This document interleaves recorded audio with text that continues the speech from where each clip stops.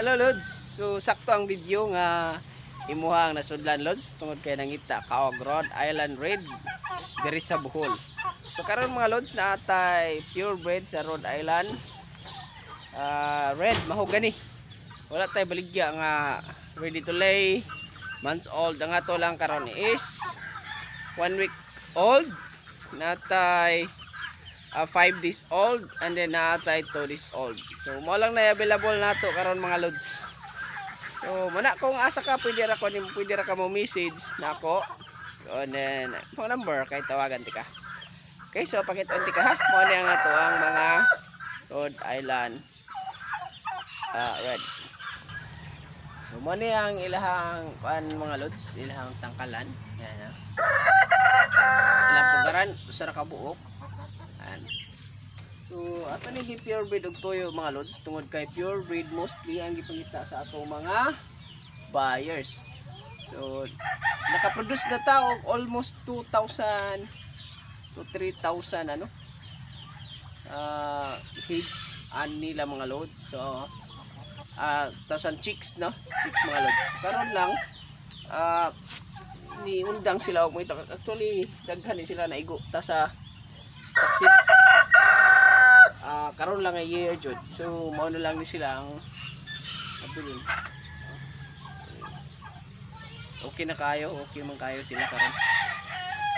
So atong mga piso tanawa kani siya sa left side, mao ni siya ang dagko na 1 week kapin, then ang nabilin sa almost 2 weeks kanang dagko dayon 1 week kapin ang nabilin.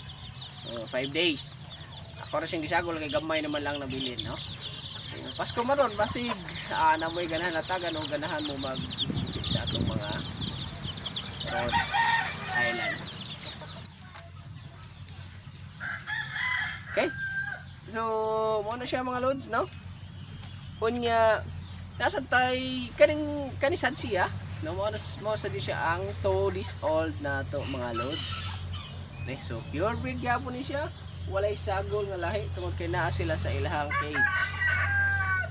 Okay, ako ning gikuha sa una mga way back 2021 jud dito sa Sagbayan. Ang palit nila sa ilahang mga parents jud parents ani is 3,500 each. So ikan jud sa mga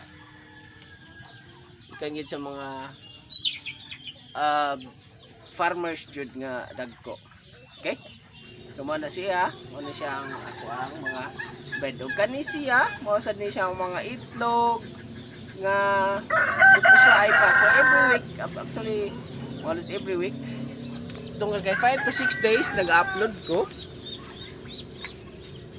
5 to 6 days nag-upload ko mga Lods.